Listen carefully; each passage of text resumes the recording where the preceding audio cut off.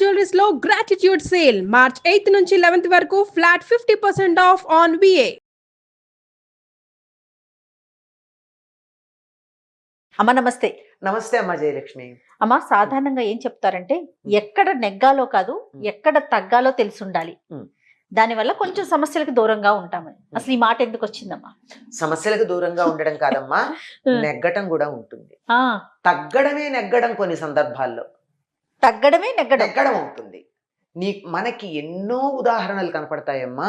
అది తెలియకపోవడం వల్ల జీవితాల్లో కానీ, తాము చేసే ఉద్యమాల్లో కానీ, తాము పొందవలసిన యుద్ధాల్లో విజయం పొందడం దగ్గర కానీ సఫలీకృతులు కాకపోవడం చూస్తూ ఉంటాం మనం. ఏంటి తగ్గటం తెలియకపోవడం వల్ల, ఎక్కడ తగ్గాలో తెలియకపోవడం వల్ల ఆనుపానులు తెలుసుకుని ఉండాలి. అవతల వాళ్లతో శారీరకంగా బలంలో ఉన్నారంటే బుద్ధి బలం ఉపయోగించుకోవాలి. మనకి వినాయకుడు గొప్ప ఉదాహరణ కదా. అవునవును. అన్నగారి కన్నా తాను వేగంగా వెళ్ళలేను అనుకున్నప్పుడు బుద్ధి బలం ఉపయోగించుకుని గెలిచాడు. అక్కడ బయలుదేరలేదు కదా, తగ్గిపోయాడు అనుకున్నామా? కాదు, తగ్గాడు గనకే నెగ్గాడు. అక్కడి నుంచి లెక్క చూస్తే సాధారణంగా అల్లూరి సీతారామరాజు గురించి ఒక దురభిప్రాయం ఉంది చాలా మందికి. ఏమంటే ఆ ఉద్యమం చాలా గొప్పగా సాగుతూ ఉండగా ఆపేశాడు అని కదా. అదే ఆయన విజయానికి కారణమని గొప్ప గొప్ప క్రాంతదర్శులైనటువంటి ఋషితుల్యులైనటువంటి పెద్దలు చెప్పిన మాట. ఎందుకు అంటే అదే ఉద్యమాన్ని ఆయన కొనసాగించుంటే నెగ్గటం మాటటుంచి మొత్తం ఆంధ్రదేశంలో ఉన్న జనాలు 300 మంది చచ్చిపోయేవాళ్ళు. ఇంతమంది చచ్చిపోయాక తాను గెలిచి కూడా ఏం లాభం? దేశంలో నుంచి ఆంగ్లేయులు వెళ్ళకపోయినా డయ్యర్ మాత్రం ఇక్కడ అందరినీ చంపేసి ఉండేవాడు. అవును కదా. ఇంతమందిని కోల్పోవడం కన్నా తాత్కాలికంగా ఉద్యమాన్ని విరమించటం అన్నది తన ప్రణాళికలో భాగంగా చేసుకున్నాడు. ఒక నాయకుడైనటువంటి వాడు ఈ రకమైనటువంటిది తెలియకపోయినట్టయితే వాడి వల్ల మేము ఇంతమంది చచ్చిపోయామని అతన్ని తిట్టుకోవడం ఉంటుంది. దాంతోపాటుగా ఇంతమందికి అన్యాయం చేసి ఇంతమంది చనిపోవడానికి కారణమైనటువంటి ఒక దోషం కూడా అతడి పట్ల. సో నాయకుడికి ప్రధానంగా తగ్గటం కూడా తెలిసి ఉండాలి. తగ్గటం తెలియని వాడు నాయకుడు కాలేడు.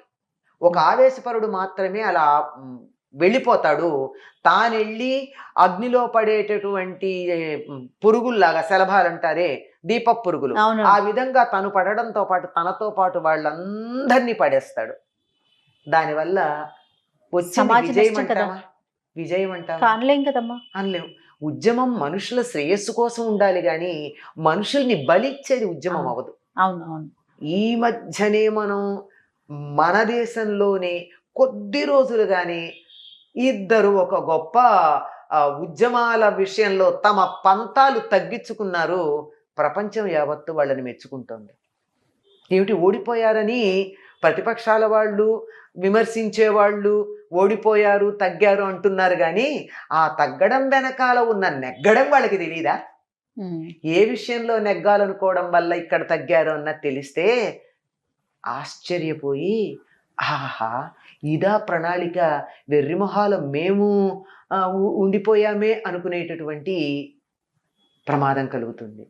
ఒక తెలివి కలిగినటువంటి వాడు ఎప్పుడూ కూడా వంగడానికి సిద్ధపడతాడు. అటువంటి వాడు మాత్రమే నెగ్గడం అవుతుంది. ఆ వంగడం తాత్కాలికం కాదు, శ్రేయోదాయకం. తాత్కాలికం కూడా.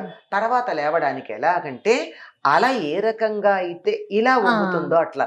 దీనికి నేను అంటూ ఉంటా, అలా నాకు ఆదర్శం అంటూ ఉంటా. ఎందుకు? పడినందుకు కాదు, పడి లేచినందుకు. లేవడం కోసం పడినందుకు.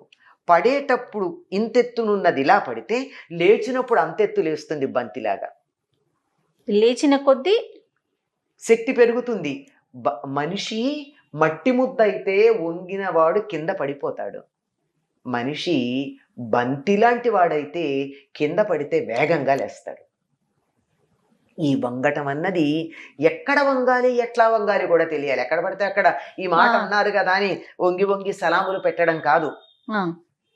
ఇది ప్రధానం. ఈ పదం కూడా నేను ఎందుకు వాడానో మీరు అర్థం చేసుకోవాలి.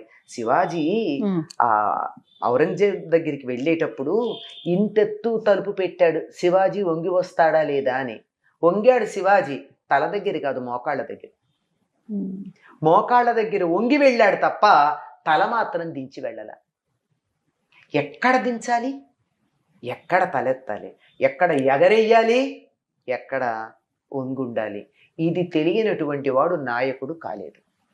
నాయకుడు అంటే నేను ఇప్పుడు చెప్పిన ఉదాహరణలన్నీ ప్రజల పక్షాన నాయకత్వం ఉన్న వాళ్ళ గురించే చెప్పానని అనుకుంటున్నారు. ఇంట్లో కావచ్చు, మనం ఉద్యోగం చేసే చోటు కావచ్చు, పిల్లల దగ్గర కావచ్చు, అప్పుడప్పుడు వాళ్ళతో కలిసి ఆడినటువంటి తల్లిదండ్రుల మాట విన్నట్టుగా ఎప్పుడు నేను ఇక్కడే ఉంటాను మీరు ఇక్కడే ఉండండి అంటే పిల్లలు తల్లిదండ్రులని వింటారేమో కానీ ప్రేమగా వినరు. పిల్లలతో పాటు ఆడాలి. ఆడి ఆటలోంచి వాళ్ళని పైకి తీసుకురావాలి. గురువు అన్నవాడు కూడా ఏం చేస్తాడండి, గురువు కాదు, దైవం కాదు, ఎవరైనా సరే అవతరిస్తాడు. ఎవరు? భగవంతుడు. అవతరించటం అంటే దిగి రావటం. ఉతార్ అనే పదం ఇక్కడ వింటాం కదా మనం. ఈ అవతరించటం అన్న దానికే హిందీ పదం ఉతార్. భగవంతుడు ఏం ఆయన కిందకి దిగి రావాల్సిన అవసరం ఏముంది? పైన అక్కడ మీరు పైకి రండి అనొచ్చు కదా, లేదు. తన దాకా రాలేనటువంటి వాళ్ళు, తనంతట తను ఎదగలేనటువంటి, ఈ రెండో పద్ధతి. ఈ వంగడంలో ఉన్న ఇంకొకటి, తన దాకా వాళ్ళంతట వాళ్ళు రాలేని వాళ్ళ కోసం తాను ఒక మెట్టు దిగి వచ్చి చెయ్యి అందించటం. ఆ చెయ్యి అందించినప్పుడు ఈయన అవతరించి వీళ్ళని ఇలా ఉద్ధరిస్తాడు. ఉద్ధరణ అంటే పైకి లేపటం. పైకి తీయడానికి ఇప్పుడు కింద ఉన్నాడండి, గురువు అయినా చేసే పని అదే. కింద ఉన్నాడు శిష్యుడు, ఆ స్థాయిలోకి పైకి రా అంటున్నాడు ఆ దైవం గాని గురువు గాని. కింద వాడు రాలేకపోతున్నాడు. అప్పుడు ఏం చేస్తారు? ప్రేమ ఉంటే చెయ్యి అందిస్తాడు. చెయ్యి అందిస్తే కూడా అందుకోలేనంత లోతులో ఉన్నాడు. ఇప్పుడు ఏం చేస్తాడు? ఒక మెట్టు తాను దిగి వాళ్ళకి చెయ్యి అందించి పైకి తీసుకొస్తాడు. ఆహా, గురువును మెట్టు దింపాము అనుకుంటాడా కిందున్నవాడు? గురువు ఎంత దయకలవాడు, నా కోసం ఒక మెట్టు దిగి కిందకు వచ్చి నన్ను ఉద్ధరించాడు అనుకుంటాడు. అలాగే పిహెచ్డి చేసిన వాళ్ళు ఉన్నారు, ఎంఏ చదివిన వాళ్ళు ఉన్నారు, మహాపండితులు ఉన్నారు. ఓ పిల్లాడు ప్రశ్న అడిగితే తన పాండిత్యంతో సమాధానం చెబితే వాడికి ఏమర్థం అవుతుంది? అప్పుడు ఏం కావాలి? వాడి లెవెల్కి వెళ్ళి చెప్పాలి కదా, వాడి స్థాయికి వెళ్ళి చెప్పాలి. అలా చెప్పినప్పుడు అంత పండితుడు కదా, ఇలాంటి సామాన్యమైన మాటల్లో చెప్పావేమిటి అంటే తక్కువ. అది ఎంత గొప్ప ఉంటే వాడి స్థాయికి వెళ్ళి చెప్పేటటువంటి ఆ ఔదార్యం ఉంటుంది. కనుక నెగ్గాలి అనుకున్నప్పుడు తగ్గాలి.